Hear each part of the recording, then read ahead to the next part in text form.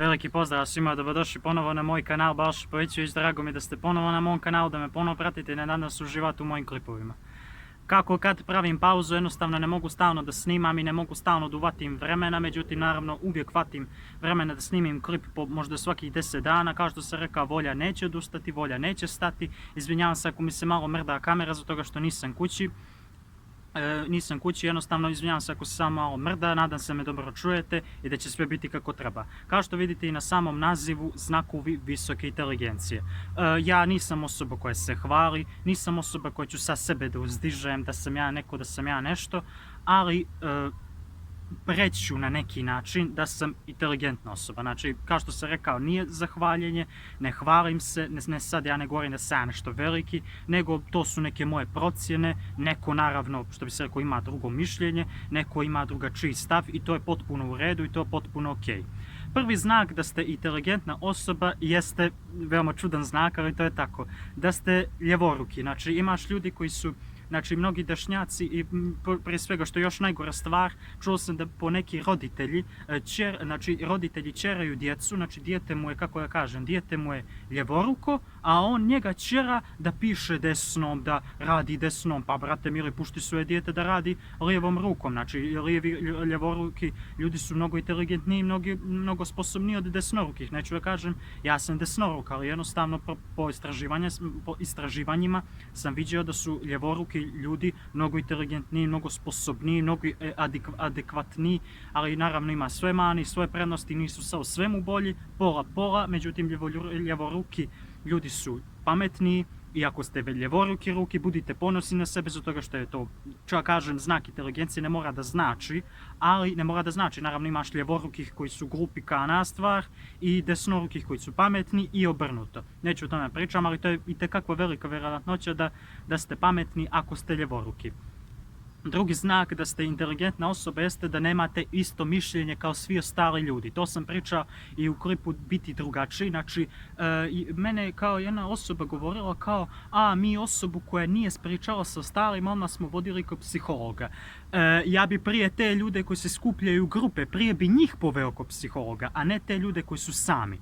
Znači, u tome je poenta. Ti ljudi, ja sam, znači, mnogo puta, kao što sam rekao, u osnovnu i srednju školu, nije mi bilo isto mišljenje kao drugim mojim vršnjacima i onda su me mrzili, gledali su me čudno, zašto su me gledali čudno? Pa zbog toga što bi se rekao, ne nailaze svaki dan na osobu kao ja. Ja sam ponosan na sebe jer sam drugačiji. Ja sam ponosan na sebe jer nisam kao svi, nisam kao sva većina. Brate, izdvoji se. Budi ti. Nije bitno ćeš se ti izdvojiti ili ne. Budi ti. To je ono najvažnije. O tome sam pričaju u drugim klipovima. Znači, nemojte sebe da izostavite samo da se svidite većini. Ja se nisam svidio većini. Da, tačno je, koštalo me to nekad. Ali ja sam ja. U tome je poenta. Ja sam ja. Ja neću da promijenim svoje lice radi tamo nekog Nikole, Branka, Janka, Rajka, Zajka i ne znam ni ja više koga. Da ja mijenjam sebe radi neke potpuno nevažne osobe. Nemoj, molim te. Zašto ovo pričam? Pa zbog toga što su mnoge osobe koje sam ja poznavao mijenjale svoj identitet, mijenjali svoju ličnost, svoj karakter da bi se sviđali tamo nekom ne znam ni ja kome. U tome je poenta. Ostani svoj. Ako nemaš isto mišljenje kao drugi, ne mora da znači da griješiš. Možda si baš ti u pravu, a oni nisu. Ako su većina na tebe, ja sam to shvatio. Što bi se rekao u školi, je bilo većina na mene. Većinu su bili protiv mene. Ali ja sam znao da nisam ja taj koji griješi, nego oni su ti koji su griješili. I neki ljudi, većina ljudi me poštuju zbog toga. Zato što cinim tu osobinu što sam drugačiji. U tome je poenta. Budi svoj. I tako ćeš uspjeti u životu. Treći znak da ste inteligentna osoba, malo isto čudan znak, jeste kad ne volite da spavate noću. Ako ćemo realno, ja sam osoba koja u zadnje vrijeme ne spava. Noću lupam, brate, neka mi se desi da cijelu noć ne spavam, znači do 7 ujutro stanem budan. Naravno, kako kad mi se desi često mi se dešava da zaspem u 3, 2, nije bitno, ali zašto? Zato što inteligentnim ljudima mozak dosta aktivan, mozak im je dosta u cirkulaciji, mozak im ne staje. Jednostavno oni razmišljaju do detalja. I budite na sebe ako ne spavate tokom noći zato što ste inteligentna osoba i tome je stvar. to što sam rekao da gleda do detalja, nadovizuje se četvrti znak ili peti, nemam pojma koji je. To da se ljudi, inteligentni ljudi, mnogo brže nerviraju i znoje na dlanovima. Tako i mene. Ja se mnogo nerviram, ne u smislu da se nerviram, nego ja sam osoba koja gleda detalje, sitnice. 100 puta sam vidio glupe osobe koje sam upoznavao u školi, van škole, vas da sam sebi govorio kam te sreće da sam 2 minuta u njegovom mozgu, mene bi bilo lakše u životu. Ja bi, što bi se rekao, prodisao. Jer inače u mozgu imam ono, što bi se rekao, razmišljam o jednoj stvari, pa se nadovežu još 4, pa se nadovežu još 20, nadovežu se još 50, 80, nije bitno, i onda ja puknem. Ja se nekad umorim od sopstvenog razmišljanja. Zamislite vi dok ja sebe dovedem. U tome je poenta. Osobe koje su takve, kao ja, to je znak, ne možda kao ljevoruki, no ovo je siguran znak da ste nadprosječno inteligentna osoba. U tome je poenta. Mene su neke osobe nazivale glupim, zato što sam znao da su oni glupi, a ne ja. Osobe, kao što se reka, kako gledaš druge, to je odraz tebe. Šta znači ovo što sam sad rekao? Lažov misli da su svi lažovi, dobar misli da su svi dobri, prijateljski nastrojena osoba misli da su svi prijateljski nastrojeni, nemam pojma ni ja više kako. Evo, ne znam šta, kao što sam rekao, lažov misli da su svi lažovi, a kakav si ti? Ti sad misliš da je svako takav, nije. Tako sam ja vas da govorio sebi ono, što bi se rekao, ja sam imao neke mane kod sebe i onda sam vas da mislio da drugi ljudi iste te mane sadrže. Shvatio sam i rekao sam sebi, pa ti ljudi ne griješe. Ti ljudi ne griješe po tom pitanju, jer sam ja takav, a ne oni. Kao što se rekao, kako gledaš druge, to je percepcija samoga tebe. Razumije ovo što ti kažem? To sam prošao lično iskustvo kad sam to shvatio, pored nekih iskustava što su mi se dešavali. I ja to bolje znam. I poslušaj mene što ti kažem. Sljedeći znak jeste radoznalost i znatiželja. Ljudi, kao što to se nadovezuje na treći znak, to ljudi, inteligentni ljudi žele više da se znaju. Žele više da istražuju, da više znaju, tako i mene. Ja kad se znam o nečemu, ja odmah želim još više da znam. Pa kad se znam to, želim još više da znam. Želim još više. U tome je poenta. I onda na kraju se nagrdim jer dođem do te granice koju puknem, bukvalno. Da oprostiš. U tome je poenta. Znači, radoznalost i znatiželja je velika stvar kod inteligentnih ljudi. Ne kažem ja da trebate da osuđujete osobe koje gledaju tuđe živote. Ja ponekad sam rado znao kako se ponaša ovaj, kako onaj, ali ja sam obično osoba koja ne gleda tuđe živote. Mene je žao što ima takvih ljudi, pogotovo u moj kvart i u ovaj moj grad. Imaš ljudi koji gledaju tuđe živote, koji bukvalno, što bi se rekao, kao što se rekao u klipovima za ljubomoru, kopaju po mom životu da se znaju više o meni. Tako sam imao i u srednju školu slučaj, neke osobe nisu smjele mene da pitaju kakav sam ja, pa onda dođu kod nekih mojih poznanika iz osnovne škole i onda pitaju kakav je Balša Pavićević. Brate, Balša Pavićević, kakav je on, čućeš tek kad ti isti taj Balša Pavićević kaže, to jeste ja, kad ti ja kažem kakav sam ja, a ne kad ti kaže neki moj poznanik. Jer taj poznanik što ti je reka ti je 3% mene. Možda čak ni toliko. Ja sam imao takve slučajeve. Osoba ne smije mene da priđe, da mene pita o mom životu, da mene pita o mojim privatnim stvarima, nema muda i onda ide okolo naokolo i pita ljude koji su tobož mene poznavali i onda on njih pita kakav je Balša i tako dalje. Brate, ako hoćeš nešto da se znaš od mene, fino dođeš meni i mene pitaš. Ja ako hoću da se znam nešto o tebi, ja neću ići okolo naokolo i pričat kakav je on, kakav je ovaj, kakav je onaj. Ne. No ću otići do tebe i tebe ću pitat kakav si. Šta ti se sviđa, šta ti se ne sviđa, šta favorizuješ više, šta ne favorizuješ, kakav si tip osobe. Ako bude imao želju da se znam sve te stvari, ja ću lično pitati tebe, a ne okolo naokolo.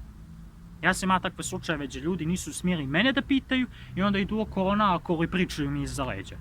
A kad me vidi je fino mi se javi. No, neću o tome pričam, to sam pominjao u prošlim klipovima, ako želite detaljnije imate znakovi da je ljubomora neko na tebe i znakovi biti drugačiji i tako dalje. Sljedeći znak da ste inteligentna osoba jeste kad volite da budete sami. Kao što se reka, ja sam nalazio na osobe koje su same i onda su ostali vršnjaci tu osobu gledali kao da je lud, kao da je nenormalan, kao da asocijalan je. Ti ljudi koji su asocijalni su 1000 puta inteligentniji nego ti ljudi koji se sklapaju u grupe. Zapamtite to što vam kažem. Ja sam ono što bi se rekao, svi ljudi misle da to što je neka osoba u samoći, da je sama, oni su mislili da je to ludost, da je to nešto kukulele. Ne, apsolutno ne. Neki ljudi su i mene mislili da to što sam nekad sam, ne, nekad no, eto, ponekad, nekad više, nekad manje, što sam sam da sam lud, ono. Ne, mene ta samoća prijala. Mene ta samoća liječi dušu, a mene milije mi 100 puta biti sam, nego biti sa ljudima koji mi truju dušu. Mogu ja biti u grupu, nije to problem. A ja hoću da se ponašaju, ne da se oni ponašaju, nego da ja budem prihvaćen u toj grupi. A ne da oni rade kako se njima kurac stigne. E pa ne može to tako, brate mili. Tako i mene su se neki čudili zašto se on ne druži s nama. Što, izvini ti, što da ti rob budem, izvini. Ne može, brate. Kao što se rekao na prošlim klipovima, znakovima, da je neko lažan prijatelj, znakovi kako streći prijateljstvo. Ako hoćeš da mi budeš drug, morat ćeš da me ciniš i da me poštuješ. Ako nećeš, pa, auf Wiedersehen, doviđenja na njemačkom. E u tome je poenta. Ako hoćeš da se družiš s nekim, ti osobe koje slušaš, prihvati osobe koje te cijene, koje te poštuju, koje poštuju šta ćeš ti da kažeš, šta ćeš ti da izložiš, šta ćeš ti da uradiš. Oni to poštuju. Te prijatelje nađi, a ne onaj koji kad mu počneš da mu pričaš neki svoj problem kao prijatelj, on kaže pušti me, ne mogu ja to da slušam. Ja sam nalazio na takve ljude koji druže se s nekim, ja sam nalazio na mnoga takva prijateljstva, koji druže se, a da mogu, jednim drugima, oči bi povadili. Vi mislite da, kao što se rekao u video za samoću, vi mislite da prijateljstvo iz osnovne, srednje, fakulteta, posla, da li vi stvarno mislite da su to iskrena prijateljstva? Ne, apsolutno ne. U tome je point. Nisu iskrena prijateljstva. Što bi se rekao, prodali bi jedno drugo za dva paradajza. Kako 2 paradajza? 20 centi, 10 centi bi prodali jedno drugo. A to baš se druže. Ja sam nalazio na takve ljude koji se druže. Osoba koja prolazi pored njih na ulici, rekao bi da su oni braća, rekao bi da su oni kumovi, da su sjekli vene da bi bili braća. A da dođe do malog nesporazuma, odmah bi jedno drugo ostavilo. Ja nisam takav čovjek. Ja sam neko ko ako ti obećam da ću ti nešto uraditi, da obećam da ću ti biti prijatelj, bit ću ti prijatelj. Ja nisam neko ko prijeti. Valjda sam mrzio osobe koje prijete. Ne u smislu da prijete da se biju i to, nego uopšteno žele ja ću uraditi ovo, ja ću uraditi ono. Ja ne volim te osobe. Ja volim osobe koje kažu ja ću uraditi to, 2 puta kaže i ode i uradi to. Tome je poenta. Znaj ako si sam, nisi pogrešan. Pričao sam to za samoću, imate tu detaljniji. Nisi pogrešan, nego si baš prav. To što ti ljudi pričaju da ne valjaš, da se ne družiš s njima, da s tobom nešto nije u redu. Poslušaj mene, koji bolje to zna. S tobom je sve u redu. S tobom je sve okej. Mene su tako neki ljudi preispitivali da li sam ja normalan. Sa mnom je sve okej. Ti provjeri malo sebe, jesi li ti normalan? A ne da ti mene gledaš i mene i moj život. U tome je poenta. Ostani na tome. Ako si sam, to nije ništa pogrešno. Kao što se reka, samoća i biti drugačije Božji dar.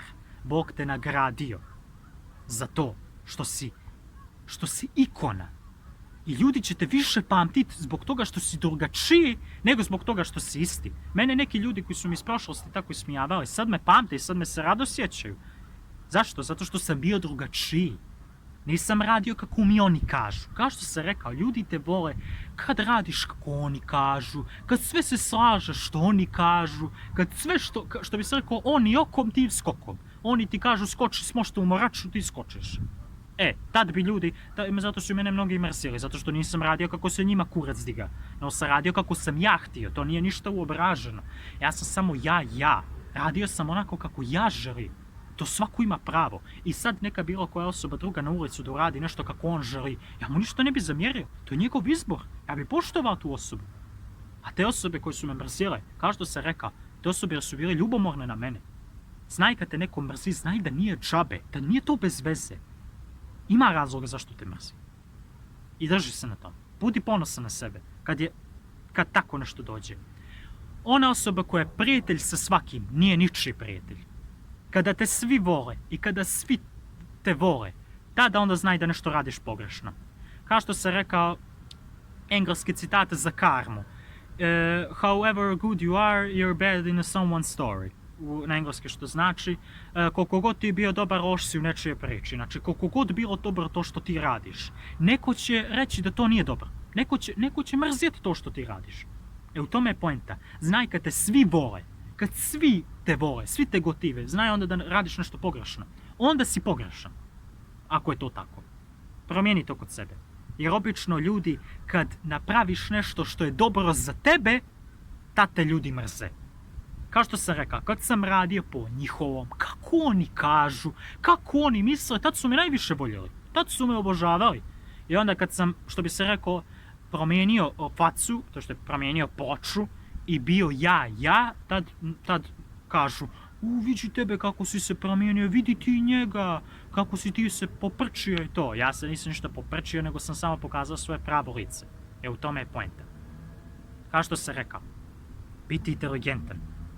To za drugi ljudi misle da to nije normalno, to što si sam, to što si radoznao, to što nisi tokom noći ne spavaš. Mnogi ljudi su mislili da je to ludost. To nije ludost, brate mili. To nije ludost.